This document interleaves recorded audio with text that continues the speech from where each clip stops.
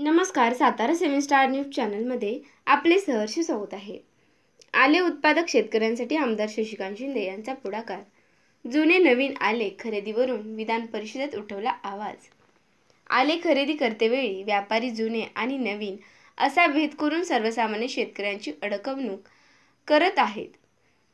याबाबत राज्य सरकारने पणन विभागाचे नियंत्रण ठेवावे आणि बाजार समित्यांना त्याबाबत अधिकार प्रदान करावेत। सरकारने याबाबत ठोस भूमिका न घेतल्यास शेतकऱ्यांचे मोठे नुकसान होत आहे। यावर लवकरात लवकर मार्ग काढावा अशी मागणी माजी मंत्री आमदार शशिकांत शिंदे यांनी केली। विधिमंडळाच्या पावसाळी अधिवेशनाच्या 8व्या दिवशी शुक्रवारी दुपारी 12:45 आमदार शशिकांत शिंदे यांनी विधान परिषदेमध्ये शेतकऱ्यांच्या मागण्यांबाबत आवाज उठवला।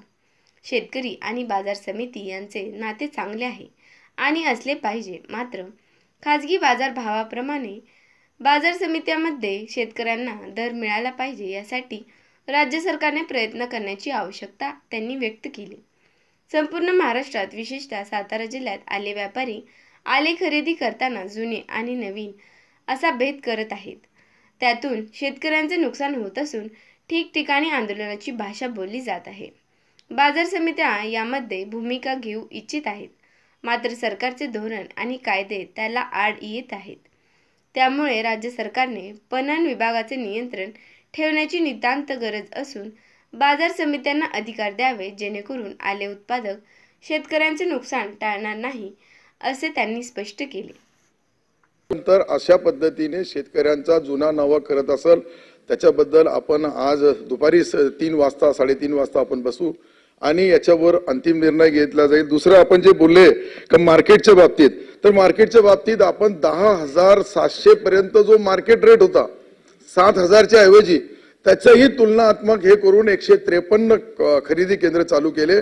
त्यावर मी पहिले बोललो 3,094 शेतकऱ्यांनी नोंद केली आणि फक्त 46 शेतकऱ्यांनी 550 क्विंटल माल दिला।